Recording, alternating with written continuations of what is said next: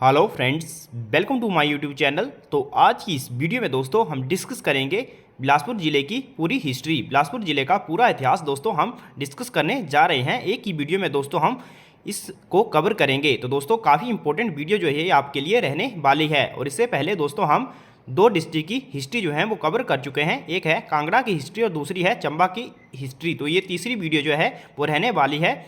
जो district wise हम history cover कर रहे थे, अब थोड़े ही दिनों में दोस्तों हम सभी डिस्ट्रिक्ट की हिस्ट्री जो है वो कवर करने वाले हैं। तो बने रहिए चैनल के साथ। अगर चैनल पर पहली बार विजिट कर रहे हो तो चैनल को जरूर सब्सक्राइब करें। तो चलिए दोस्तों शुरू करते हैं। बाकी अगर दोस्तों आपको इसकी पीडीएफ चाहिए तो आप हमारे टेलीग्राम चैनल को ज्वाइन कर सकते हैं, जिसका लिंक आपको डिस्क्रिप्शन में मिल जाएगा। तो वीडियो काफ़ी शानदार रहने वाली है और दोस्तों पूरा जो इसका इतिहास है हम एक ही वीडियो में डिस्कस करेंगे, तो वीडियो थोड़ी लंबी हो सकती है, सो बने रहिए अंत तक। तो चलिए दोस्तों शुरू करते हैं इस वीडियो को। तो दोस्तों सबसे पहले आपको बिलासपुर डिस्ट्रिक्ट के बारे में थोड़ा नॉलेज होना चाहिए कि इसका गठन कब हुआ, इसका कुल एरिया कितना है, और बाकी थोड़ी बहुत इसकी जियोग्राफी के बारे में भी बता देंगे। लेकिन मेनली ये जो वीडियो है दोस्तों वो आपके किस पर रहने वाली है, तो ये रहने वाली है हिस्ट्री पर रहने वाली है। तो चलिए दोस्तों शुरू करते हैं आज की वीडियो। तो दोस्तों सबसे पहले आप सभी को पता होना चाहिए जो बिलासपुर डिस्ट्रिक्ट है इसका जिले के रूप में गठन कब हुआ था। तो कब हुआ था दोस्तों, जिले के रूप में इसका गठन हुआ था 1 जुलाई 1954 को। तब ये दोस्तों हिमाचल प्रदेश का 5वां जिला बना था। तो 1 जुलाई 1954 को बिलासपुर हिमाचल प्रदेश का 5वां जिला बना था। और बात करें इसके एरिया की तो इसका कुल क्षेत्रफल कितना है, तो इसका जो कुल क्षेत्रफल है दोस्तों वो है 1167 वर्ग किलोमीटर, जो कि हमारे हिमाचल के कुल एरिया का कितना है 2.10% जो है वो कुल एरिया का ये आता है। यानी कि 1167 वर्ग किलोमीटर बिलासपुर का एरिया है। और जो हिमाचल प्रदेश का एरिया है कितना है 55,673 किलोमीटर, उसका ये 2.10% है। ये भी एग्जाम में पूछा जाता है। बाकी दोस्तों इसकी जियोग्राफिकल लोकेशन या फिर बात करें दोस्तों तो बिलासपुर को सतधारा कहलूर भी कहा गया है। क्योंकि दोस्तों सतधारा कहलूर क्यों कहा गया है, क्योंकि यहाँ पर जो है वो है मेनली 7 पहाड़ियाँ हैं। और दोस्तों कहलूर बिलासपुर का पुराना नाम हुआ करता था। तो 7 कौन कौन सी पहाड़ियाँ हैं उनके बारे में भी आपको मैंने थोड़ा सा बता दिया है। नैना देवी, कोटधार, जंझार धार, बंदला धार, त्यून धार, रतनपुर धार और बहादुरपुर पहाड़ी। तो दोस्तों ये मेनली 7 पहाड़ियाँ जो हैं ये है बिलासपुर जिले में। और बात करें दोस्तों नैना देवी पहाड़ी की तो नैना देवी पहाड़ी पर ही नैना देवी मंदिर है। और कोट कहलूर किला और फतेहपुर किला जो है ये दोनों ही दोस्तों एक मंदिर हो गया, नैना देवी मंदिर। और कोट कहलूर किला और फतेहपुर किला जो है वो नैना देवी पहाड़ी पर हैं। और जो कोटधार है यहाँ पर दोस्तों बछरेटू का किला है, वेरी वेरी इंपॉर्टेंट, कोटधार पर बछरेटू का किला है। और जो जंझार धार है दोस्तों यहाँ पर गुग्गा घेड़बी और देवी बडोली का मंदिर भी है। और जो जंझार धार है इसको सीरखड़ दोस्तों 2 भागों में विभाजित करती है। बाकी बांदला धार जो है ये काफ़ी लंबी धार है, कितनी दोस्तों 17 किलोमीटर इसकी लंबाई है। और बाकी जो रतनपुर धार है दोस्तों, तो रतनपुर धार जो है दोस्तों, रतनपुर धार की हम बात करें तो रतनपुर धार पर रतनपुर किला स्थित है, जहां पर दोस्तों फाइट हुई थी किसकी, डेविड डॉक्टर लोनी और जो गोरखा कमांडर था अमर सिंह थापा। डेविड डॉक्टर लोनी के द्वारा दोस्तों जो गोरखा कमांडर था अमर सिंह थापा उसको हराया गया था। और जो बहादुरपुर पहाड़ी है दोस्तों यह बिलासपुर का सबसे ऊंचा स्थान है। और यह जो ग्रीष्मकालीन में दोस्तों जो बिलासपुर थे, बिलासपुर रियासत के जो राजा थे विजय चंद, उनका ग्रीष्मकालीन आवास भी हुआ करता था। तो इससे दोस्तों मैंने आपको मेन क्वेश्चन बता दिए। बाकी नेक्स्ट चलते हैं। तो दोस्तों बिलासपुर जिले की जो मेन नदी है वो है सतलुज नदी, जो कि बिलासपुर को 2 भागों में बांटती है।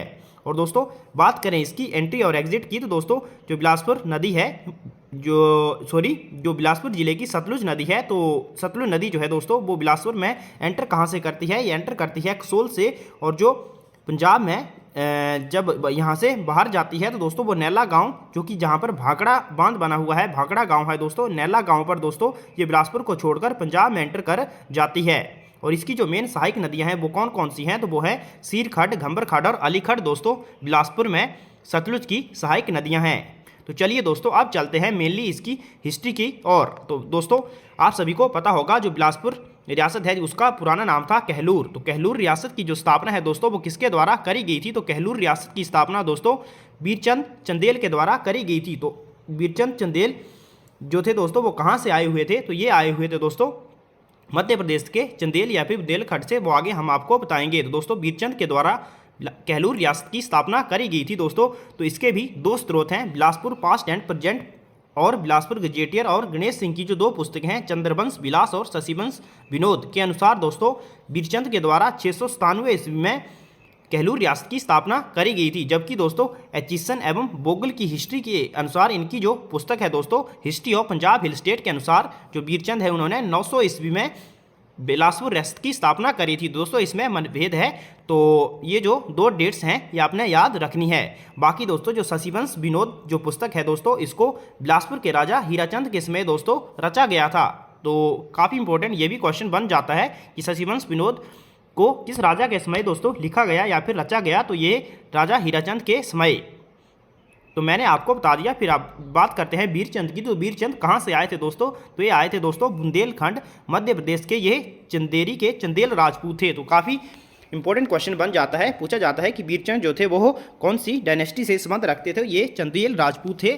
तो बीरचंद ने सर्वप्रथम सतलुज पार कर दोस्तों सर्वप्रथम रुहंड ठाकुरों को हराकर किला स्थापित किया, जो बाद में कौन सा किला कहलाया, कोट कहलूर किला कहलाया। तो ये क्वेश्चन आता है कि किसको पराजित करा था, तो रुहंड ठाकुरों को पराजित कर दोस्तों कोट कहलूर किले का निर्माण करवाया। और जो बीरचंद थे दोस्तों इनके पिता का नाम था हरिहर चंद, उनके 5 पुत्र थे। उनमें से दोस्तों जो बीरचंद थे उन्होंने सतलुज की ओर प्रस्थान किया था और यहाँ आकर कहलूर रियासत की स्थापना करी। तो आई होप आपको इतना सा समझ आ गया होगा। अब चलते हैं आगे की ओर। तो आगे की ओर दोस्तों नैना देवी का जो मंदिर का निर्माण है दोस्तों ये बीरचंद के द्वारा ही करवाया गया था। और किसके आग्रह पर, तो नैना गुज्जर के आग्रह पर दोस्तों नैना देवी मंदिर का निर्माण बीरचंद के द्वारा करवाया गया था और बाद में उसी को अपनी राजधानी बनाया, इनकी नैना देवी को। नेक्स्ट तो नेक्स्ट बात करें दोस्तों, जो बीरचंद थे काफ़ी प्रतापी राजा थे, तो उन्होंने 12 ठुकराइयों को दोस्तों अपने नियंत्रण में ले लिया था। तो कौन कौन सी 12 ठुकराइयाँ थी ये थी बागल, कुनिहार, बेजा, धामी, क्योंथल, कुठार, जुब्बुल, बघाट, भज्जी, महलोग, मांगल और बलसन, इनको अपने नियंत्रण में ले लिया था। दोस्तों काफ़ी समय तक ये बिलासपुर के नियंत्रण में रही थी, लेकिन बाद में दोस्तों जो बिलासपुर के राजा थे महान चंद वो कमज़ोर हुए और दोस्तों उसी के समय ये जो ठकुराइयाँ थी इन्होंने अपनी स्वतंत्रता प्राप्त कर ली, वो हम आपको आगे भी बताएंगे।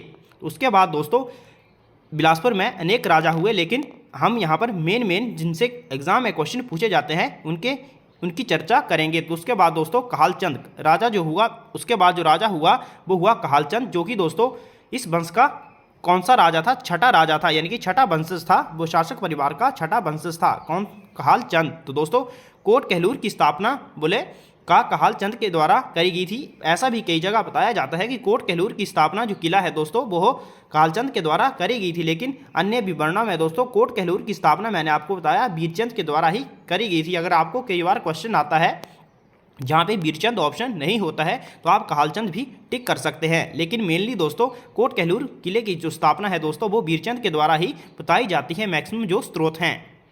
अगला जो मुख्य राजा हुआ दोस्तों वो था अजीत चंद। अजीत चंद जो था दोस्तों कई जगह इसका नाम अजीत चंद है और कई जगह है इसका नाम अजय चंद। तो ये कहालचंद का बेटा था दोस्तों। तो कहालचंद के पुत्र अजय चंद ने हंडूर रियासत की स्थापना करी थी। तो वेरी इंपॉर्टेंट क्वेश्चन दोस्तों, हंडूर रियासत की स्थापना किसके द्वारा करी गई थी दोस्तों, जिसे हंडूर रियासत किसका पुराना नाम था, तो दोस्तों ये नालागढ़ का पुराना नाम था। तो अजय चंद के द्वारा या फिर अजीत चंद के द्वारा दोस्तों हंडूर रियासत की स्थापना करी गई थी। और दोस्तों और जो ये रियासत की जो स्थापना करी गई थी मैंने बताया किसके द्वारा, अजय चंद के द्वारा। और उसने इस जो नई रियासत बनाई हंडूर रियासत, इसका जो जिम्मा था दोस्तों वो अपने भाई सुचेत चंद को सौंप दिया था। तो काफ़ी इंपॉर्टेंट क्वेश्चन ये भी बन जाता है, स्थापना करके सुचेत चंद उसका भाई था दोस्तों, उसे ये जो राज्य था नया वो सौंप दिया था।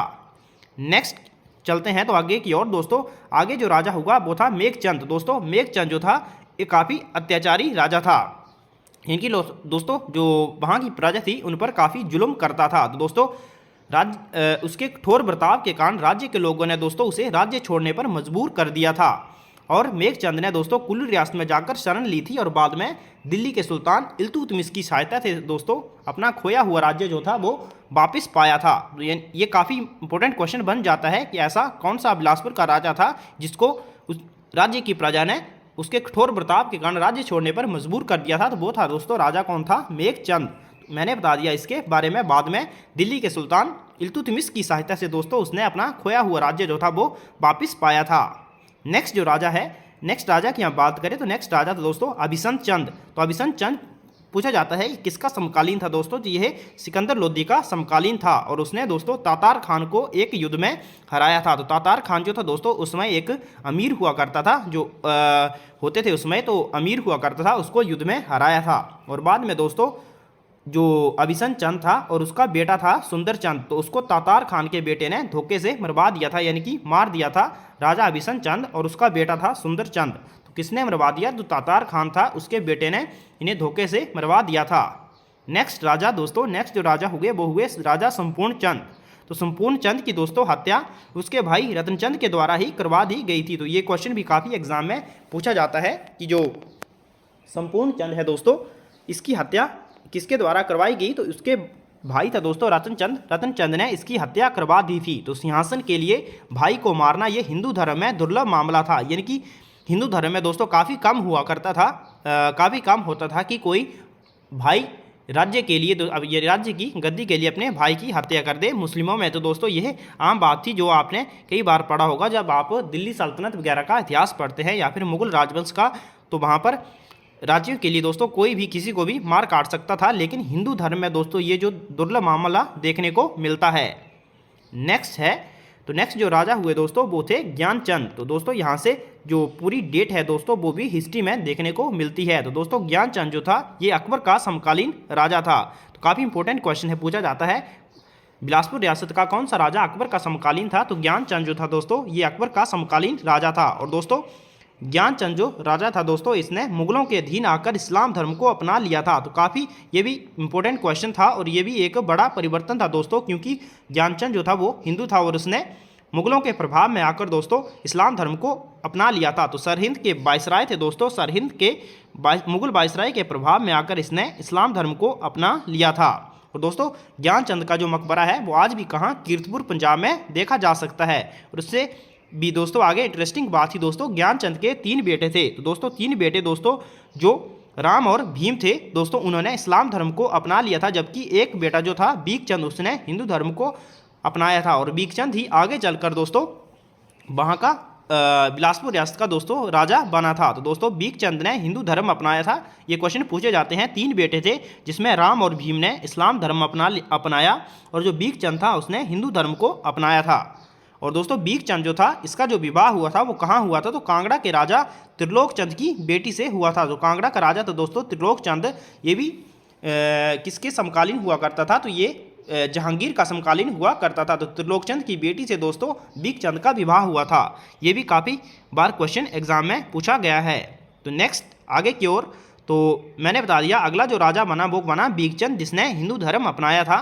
तो दोस्तों जब वह उत्तराधिकारी बना तो उसकी 2 पत्नियां थी। तो दोस्तों 2 पत्नी थी, 2 शादी उसने करी हुई थी। एक जो कांगड़ा वाली जो त्रिलोक चंद की बेटी से थी दोस्तों, जिसने सुल्तान चंद को जन्म दिया, उसका बेटा सुल्तान चंद हुआ। और दूसरी भागल वाली, भागल रियासत जो थी, तो जिसने केशव चंद को जन्म दिया था। तो 2 बेटे हुए थे। तो आपने रखना है सुल्तान चंद जो कांगड़ा वाली थी उसका बेटा था और केशव चंद भागल वाली का बेटा था।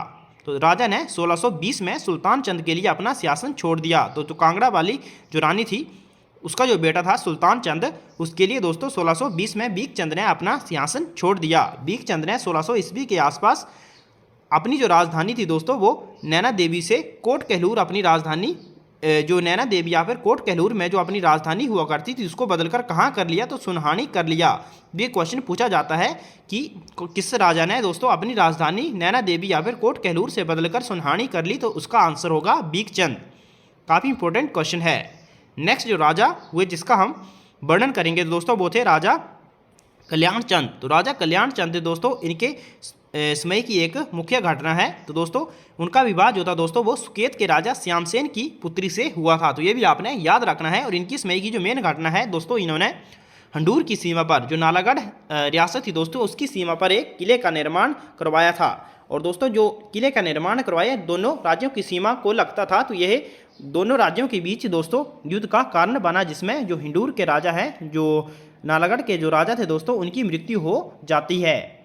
नेक्स्ट जो राजा हुए दोस्तों वो थे राजा ताराचंद। तो दोस्तों राजा ताराचंद जो थे दोस्तों उसने हिंडूर में तारागढ़ किले का निर्माण करवाया था। तो नाम से ही स्पष्ट है दोस्तों, आपने याद रखने के लिए, ठीक है। जो राजा ताराचंद थे दोस्तों उन्होंने तारागढ़ किले का निर्माण करवाया था। और कहाँ करवाया था, तो हिंडूर में करवाया था। वैसे दोस्तों आपको पता लग गया होगा जो हिंडूर थी वो भी दोस्तों केहलूर रियासत की एक शाखा थी। आगे जो प्रमुख राजा हुए दोस्तों वो थे राजा दीपचंद, और दीपचंद से दोस्तों काफ़ी क्वेश्चन जो है वो एग्जाम में देखने को मिलते हैं क्योंकि ये काफ़ी प्रसिद्ध राजा रहे थे। तो दोस्तों बात करें राजा दीपचंद की, तो दोस्तों राजा दीपचंद का कार्यकाल आप देख सकते हैं 1650 से जो शासनकाल था 1650 से लेकर 1667 तक रहा था। तो दोस्तों जो दीपचंद थे, दीपचंद ने 1654 में अपनी राजधानी सुनहानी से बदल कहाँ कर ली दोस्तों, ब्यास गुफा के पास स्थानांतरित कर ली थी, यानी कि जो वर्तमान का बिलासपुर है वहीं दोस्तों इन्होंने अपनी राजधानी जो थी वो स्थानांतरित कर ली थी। तो सुनहानी से बदलकर, तो सुनहानी किसने बदली थी, कोट केहलूर से सुनहानी बदली बीकचंद ने, और सुनहानी से दोस्तों बिलासपुर को किसने बदला, तो वो दीपचंद के द्वारा बदला गया था। और दोस्तों बिलासपुर शहर की स्थापना जो थी वो भी किसके द्वारा करी गई, तो दीपचंद के द्वारा करी गई थी। और दीपचंद ने धोलरा महल का निर्माण करवाया। तो ये क्वेश्चन भी आता है, धोलरा महल का निर्माण किसने करवाया था दोस्तों, तो ये करवाया था दीपचंद के द्वारा ही धोलरा महल का निर्माण करवाया गया था। और दीपचंद ने दोस्तों राजा को जय देवा, राणा को राम राम और मियाँ को जय जय जैसी अभिवादन प्रथा जो थी ये शुरू करवाई थी। ये काफ़ी बार एग्जाम में पूछा गया है, लाइड और एचएस के एग्जाम में दोस्तों ये क्वेश्चन आया है कि कौन से राजा ने राजा और राणा और मियाँ को दोस्तों अभिवादन प्रथा शुरू करवाई थी। जैसे ये जो है जय देवा, राम राम और जय जय जो अभिवादन प्रथा थी तो ये राजा दीपचंद के द्वारा शुरू करवाई गई थी। तो काफ़ी इंपॉर्टेंट ये क्वेश्चन है। और जो राजा दीपचंद थे दोस्तों इनकी दोस्तों 1687 ईस्वी में दोस्तों 1667 होगा, यहाँ पर 1687 नहीं होगा, 1667 ईस्वी में कांगड़ा के राजा दोस्तों भानचंद्र के द्वारा दोस्तों भोजन में विष देकर इन्हें मरवा दिया गया था। तो कहाँ, नदौड़ में दोस्तों इनकी मृत्यु हो जाती है। और कांगड़ा के कौन से राजा थे, वो थे राजा दोस्तों भानचंद्र ने इन्हें भोजन में विष दिया था और भोजन में विष देकर दोस्तों इन्हें मरवा दिया जाता है। तो ये काफ़ी इंपॉर्टेंट क्वेश्चन बन जाता है। नेक्स्ट राजा हुए दोस्तों राजा भीमचंद। तो भीमचंद दोस्तों कब तक राजा रहे, तो दोस्तों 1667 से लेकर 1712, काफ़ी लंबा इनका कार्यकाल रहा। लेकिन दोस्तों जब दीपचंद की मृत्यु हुई थी तो वह नाबालिग था। तो दोस्तों भीमचंद जो था दोस्तों वह दीपचंद का बेटा था। तो दोस्तों भीमचंद जो थे वो अपने जो शासनकाल था उसके लगभग 20 वर्ष गुरु गोविंद सिंह के साथ ही दोस्तों परस्पर युद्ध में व्यस्त रहे थे।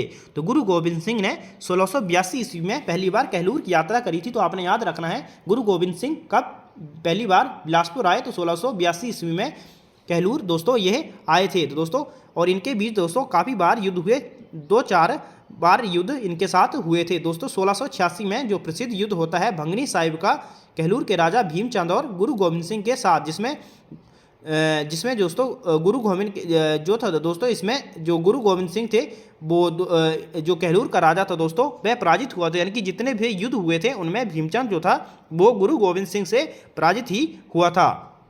और दोस्तों इनके बीच युद्ध का दोस्तों सबसे बड़ा कारण क्या था दोस्तों, तो गुरु गोविंद सिंह के पास एक था सफेद हाथी और राजा भीमचंद उनसे लेना चाहते थे। लेकिन जब गुरु गोविंद सिंह ने उन्हें देने से इनकार कर दिया तो इसी के बीच दोस्तों उनमें युद्ध जो था वो चलता रहा था। बाद में दोस्तों लास्ट में जाकर उन दोनों ने इकट्ठा होकर गुरु गोविंद सिंह और भीमचंद ने 1667 में नदौड़ में मुगलों की सेना को पराजित भी किया था। और 1712 में बाद में भीमचंद की मृत्यु जो है वो हो जाती है। तो दोस्तों और जो सफेद हाथी था गुरु गोविंद सिंह को ये भी पूछा जाता है कि किसने दिया था, तो ये असम के राजा रतन राय के द्वारा दोस्तों दिया गया था। तो रतन राय आपने याद रखना है, उनके द्वारा दोस्तों ये जो सफेद हाथी था गुरु गोविंद सिंह को दिया गया था। नेक्स्ट जो राजा हुए वो थे राजा कौन, अजमेर चंद। तो दोस्तों अजमेर चंद दोस्तों इनके समय की दोस्तों एक ही घटना है, वो है दोस्तों इन्होंने हंडूर की सीमा पर अजमेरगढ़ नाम से एक किला बनाया था। अजमेरगढ़ किला किसने बनाया, तो ये अजमेर चंद के द्वारा बनाया गया था। नेक्स्ट जो राजा हुए वो थे राजा देवीचंद, जो उनका जो शासनकाल था वो था 1741 से लेकर 1778। तो दोस्तों जो राजा देवीचंद थे दोस्तों तो इनके शासनकाल में पड़ोसी राज्य नालागढ़ में विद्रोह हुआ और विद्रोह के दौरान दोस्तों जो हंडूर के राजा थे राजा मानचंद और उनके पुत्र मारे गए थे। तो दोस्तों जो विद्रोह था दोस्तों ये इनके खिलाफ कर दिया था। जो हंडूर के राजा थे मानचंद उन्होंने केहलूर के राजा के खिलाफ किया था, लेकिन युद्ध में दोस्तों उनके राजा और बेटे जो हैं वो मारे जाते हैं। लेकिन राजा देवीचंद ने दोस्तों वहाँ का जो जनता के वहाँ की जो जनता थी दोस्तों, उनके आग्रह पर स्वयं गद्दी पर ना बैठकर दोस्तों गजे सिंह हंडूरिया को वहाँ का राजा बना दिया। तो काफ़ी इंपॉर्टेंट क्वेश्चन है, किसे राजा बनाया? गजे सिंह हंडूरिया को दोस्तों वहाँ का राजा बना दिया था। तो आप सभी को बता दें, जो देवी चंद जो था दोस्तों, ये किसका समकालीन था? तो ये नादिर शाह का समकालीन था, और नादिर शाह के द्वारा दोस्तों देवी चंद को बंदी भी बनाया गया था। तो ये भी पूछा जाता है कि बिलासपुर के कौन से राजा को नादिर शाह के द्वारा बंदी बनाया गया था? तो वो था राजा दोस्तों देवी चंद। और जो देवी चंद है दोस्तों, इसने 1751 ईस्वी में घमंड चंद की युद्ध में सहायता भी करी थी, और उसने भमाए कोट का किला बनाया, और जो रामगढ़ का किला था ये हंडूर रियासत के राजा विजय सिंह को दे दिया था। तो ये क्वेश्चन पूछा जाता है कि रामगढ़ का किला, जो रामगढ़ का किला था दोस्तों, ये किस राजा को दिया और किसने दिया? तो देवी चंद ने दिया, और हंडूर के जो राजा थे वो कौन से थे? लेने वाले विजय सिंह। और उन्होंने, जो राजा देवी चंद थे, उन्होंने भमाए कोट के किले का निर्माण भी करवाया। तो ये क्वेश्चन भी एग्जाम में पूछा जाता है। तो नेक्स्ट जो राजा हुए वो थे राजा महानचंद। तो दोस्तों इनका जो टाइम पीरियड है बिलासपुर के इतिहास में दोस्तों, सबसे लंबा जो शासन किया दोस्तों इन्होंने किया था, 46 वर्ष दोस्तों इन्होंने शासन किया था। लेकिन जब इनके पिता की मृत्यु होती है देवी चंद की, तो वे मात्र 6 वर्ष के थे, तो नाबालिग थे दोस्तों। तो राज्य का प्रशासन जो था वो रामू वजीर के नियंत्रण में था, यानी कि राज्य का जो काम काज था वो कौन देखता था? तो रामू वजीर के द्वारा दोस्तों ये जो था प्रशासन का कामकाज जो था वो देखा जाता था। तो ये क्वेश्चन भी आता है कि रामू वजीर किसके वजीर थे, यानी कि किसके टाइम पीरियड के समय? तो ये महानचंद के समय दोस्तों वहाँ के वजीर थे। तो दोस्तों मैंने बता दिया आपको कि बिलासपुर पर सबसे लंबे समय तक दोस्तों इन्होंने शासन किया था। तो रामू जी की दोस्तों 1790 में मृत्यु हो जाती है, और 12 ठकुराइयाँ ने स्वतंत्रता प्राप्त कर ली। तो मैंने आपको बताया था शुरू में कि राजा महानचंद के समय जो 12 ठकुराइयाँ हैं वो स्वतंत्र हो जाती हैं, जो कि वीरचंद ने उन पर कब्जा जमाया हुआ था।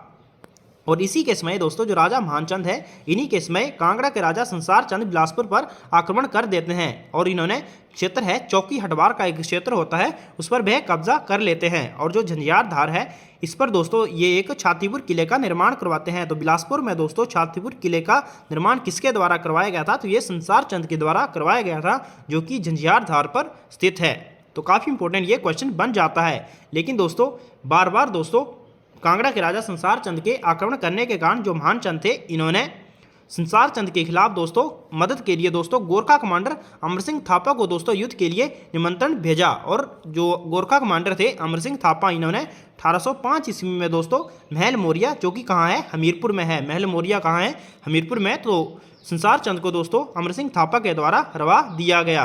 तो दोस्तों बाद में दोस्तों जो बिलासपुर रियासत थी वो गोरखाओं के नियंत्रण में आ गई थी, और बाद में दोस्तों जब अमर सिंह थापा ने महल मोरिया में हरा दिया, तो दोस्तों बाद में जो संसार चंद थे, इन्होंने राजा जो सिख राजा थे रणजीत सिंह, उनकी सहायता से दोस्तों उनकी सहायता मांगी थी, और बाद में रणजीत सिंह ने अमर सिंह थापा को हरा दिया था। लेकिन जो बिलासपुर रियासत दोस्तों, इससे बिलासपुर रियासत जो थी वो किसके अंतर्गत आ गई थी? तो गोरखाओं के अंतर्गत आ गई थी।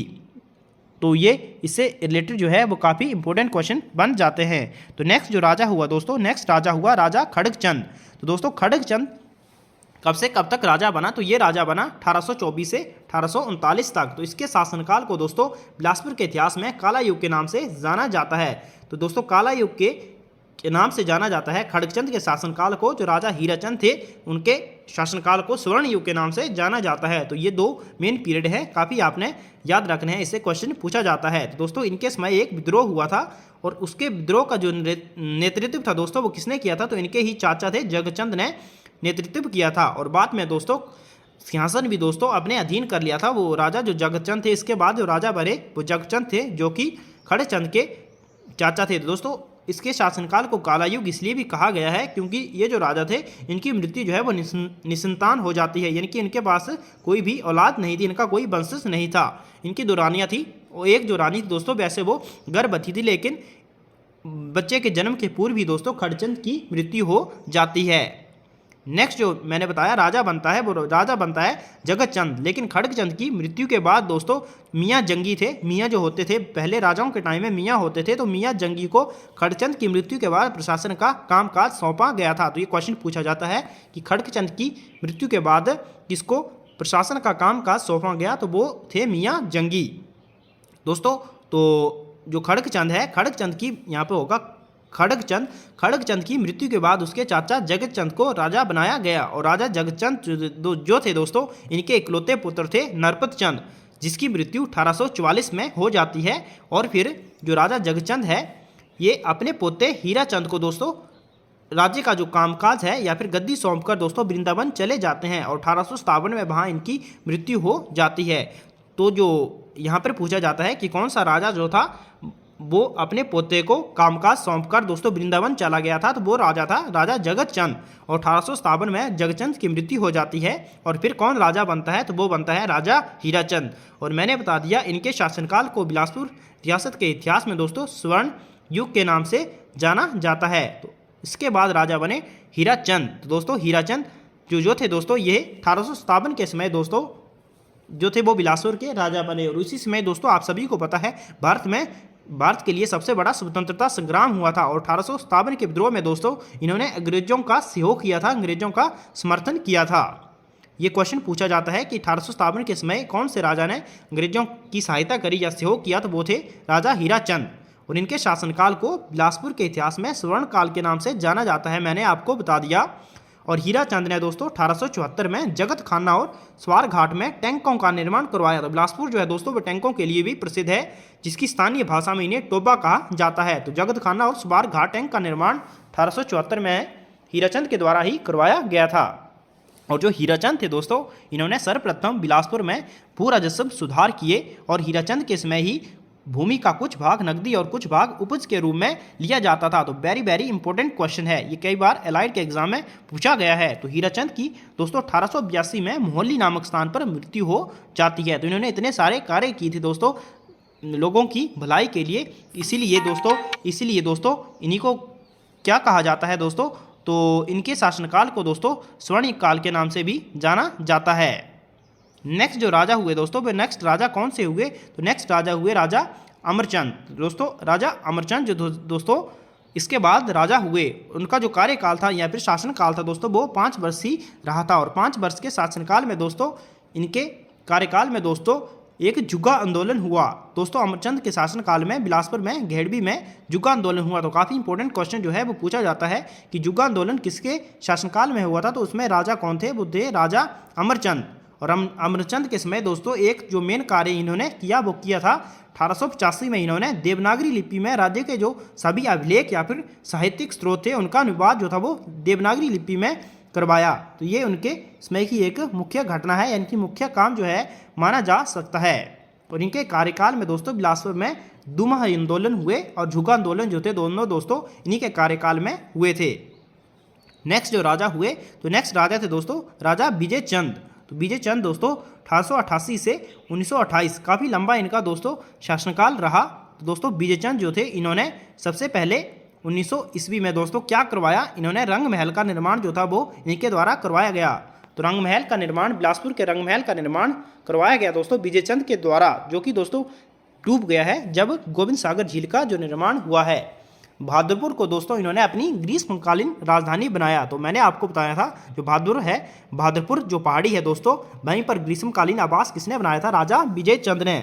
उनके शासनकाल में दोस्तों वजीर कौन थे, तो अमर सिंह जो थे इनके शासनकाल में दोस्तों वजीर थे। तो वजीर के रिलेटेड भी एग्जाम में क्वेश्चन पूछा जाता है। तो प्रथम विश्व युद्ध के दौरान दोस्तों विजय चंद ने अंग्रेजों का साथ दिया, जिसके लिए इन्हें मेजर और नाइटहुड की जो उपाधि थी वो प्रदान करी गई थी दोस्तों। तो प्रथम विश्व युद्ध के समय विजय चंद और जो 1857 का जो विद्रोह हुआ था उसमें हीराचंद, तो इन राजाओं ने दोस्तों अंग्रेजों का साथ दिया था। और विजय चंद को दोस्तों अंग्रेजों का साथ देने के लिए उन्हें मेजर और नाइटहुड की उपाधि जो थी वो प्रदान करी गई थी। और एक जो इम्पोर्टेंट क्वेश्चन है दोस्तों वो है कि विजय चंद ने अपनी रियासत का जो प्रशासन था वो ब्रिटिश मॉडल पर करने की कोशिश की, लेकिन उसे अपने राज्य के कर्मचारियों का दोस्तों सहयोग नहीं मिला। तो ये क्वेश्चन एग्जाम में पूछा गया है कि ऐसे कौन से राजा थे, तो वो थे राजा विजय चंद, जिन्होंने अपनी रियासत का जो प्रशासन है वो ब्रिटिश मॉडल पर करने की कोशिश करी थी। नेक्स्ट जो इनके समय में दोस्तों एक मुख्य घटना हुई तो 1903 में दोस्तों 1903 के आसपास दोस्तों बिलासपुर रियासत से इन्हें जो था वो निर्वासित, यहाँ पे निर्वाचित नहीं होना था, निर्वासित कर बनारस में रहने का हुक्म दे दिया था और ये बनारस चले गए थे और 1931 में बनारस में ही दोस्तों इनकी मृत्यु जो है वो हो जाती है। तो कौन से राजा को दोस्तों निर्वासित कर बनारस भेज दिया था? तो ये थे राजा विजय चंद। ये भी एग्जाम में क्वेश्चन पूछा जाता है। नेक्स्ट दोस्तों, और अंतिम जो राजा हुए बिलासपुर रियासत के वो थे राजा अनंत चंद, जिनका जो कार्यकाल या फिर शासनकाल था वो था 1928 से 1948। तो दोस्तों अनंत चंद जो थे बिलासपुर रियासत के अंतिम शासक थे, मैंने बता दिया, और ये महात्मा गांधी के शिष्य थे। तो काफ़ी वेरी वेरी इंपॉर्टेंट क्वेश्चन। अनंत चंद जो थे महात्मा गांधी के ये शिष्य थे, और जो अनंत चंद थे दोस्तों ये इनके समय दोस्तों 1930 में भी दोस्तों एक डांडरा आंदोलन जो हुआ था वो भी इन्हीं के समय हुआ था। तो दोस्तों अनंत चंद जो थे वो बिलासपुर का भारत में विलय का विरोध करते थे, वे स्वतंत्र अस्तित्व के पक्षधर थे। दोस्तों जब भारत आज़ाद हुआ तो ये बिलासपुर को दोस्तों एक अपना ही अलग राज्य बनाना चाहते थे। तो आप देख सकते हैं, आपको पता होगा कि काफ़ी समय तक दोस्तों बिलासपुर जो था वो हिमाचल से दूर रहा था। तो 9 अक्टूबर 1948 को दोस्तों इसे ग श्रेणी का राज्य बनाया गया और 12 अक्टूबर को अनंत चंद को दोस्तों बिलासपुर का पहला मुख्य आयुक्त बनाया गया, यानी कि चीफ कमिश्नर बनाया गया था। तो ये काफ़ी इंपॉर्टेंट क्वेश्चन है। 9 अक्टूबर 1948 को ग श्रेणी का राज्य बनाया गया और 12 अक्टूबर को दोस्तों अनंत चंद को बिलासपुर का मुख्य पहला आयुक्त बनाया गया था। और 2 अप्रैल 1949 को दोस्तों फिर जो श्री चंद छाबड़ा है तो बिलासपुर के दूसरे मुख्य आयुक्त बने थे। और बिलासपुर फुली फ्लैश्ड एक डिस्ट्रिक्ट के रूप में कब सामने आए दोस्तों? तो ये 1 जुलाई 1954 को मैंने बताया 5वें जिले के रूप में हिमाचल प्रदेश में शामिल हुआ। और अनंत चंद्र तो दोस्तों ये लोकसभा में निर्विरोध चुने गए पहली बार, और बाद में दोस्तों 1957 और 1964 में बिहार से ये राज्यसभा के लिए भी चुने गए थे। तो ये काफ़ी इंपॉर्टेंट क्वेश्चन है, ये भी आपको एग्जाम में देखने को मिलेंगे। काफ़ी इंपॉर्टेंट क्वेश्चन जो है इसमें दोस्तों देखने को मिलते हैं। तो दोस्तों हमने बिलासपुर की पूरी हिस्ट्री जो है वो डिस्कस कर ली है। तो आई होप दोस्तों वीडियो जो है वो आपको काफ़ी पसंद आई होगी। बाकी दोस्तों मैंने आपको बताया हमने इसकी जो जियोग्राफी वगैरह या फिर जो इकोनॉमी वगैरह से संबंधित क्वेश्चन है वो हमने डिस्कस नहीं करे हैं। तो आप सभी को पता होगा, थोड़ा सा मैं आपको आइडिया दे देता हूँ इसमें कि जो बिलासपुर है दोस्तों इसके बारे में आप सभी को पता है। मैंने बताया बिलासपुर की दोस्तों, बिलासपुर में जो मेन नदी है वो है सतलुज नदी, उसकी 3 सहायक नदियाँ हैं, सीर खड्ड, घम्बर खड्ड और अली खड्ड। और आप सभी को पता होगा जो अली खड्ड है उसके किनारे ही दोस्तों एशिया का सबसे बड़ा जो मछली पालन केंद्र है द्योली नाम से दोस्तों एशिया का सबसे बड़ा जो ट्राउट मछली पालन केंद्र है वो कहाँ है? वो भी बिलासपुर जो डिस्ट्रिक्ट है उसी के अंतर्गत पड़ता है, जिसे 1962 में स्थापित किया गया था। और बिलासपुर के बरमाना में दोस्तों ACC सीमेंट की फैक्ट्री भी है। तो दोस्तों इससे रिलेटेड ये काफ़ी, बाकी जो नेक्स्ट जो भी बचता है, बाकी कंदरौर में दोस्तों एशिया का सबसे ऊंचा पुल भी है। तो आई होप दोस्तों वीडियो जो है आपको ये पसंद आई होगी। तो वीडियो अगर आपको पसंद आई है तो वीडियो को ज़्यादा से ज़्यादा शेयर करें। Thanks for watching, God bless you all.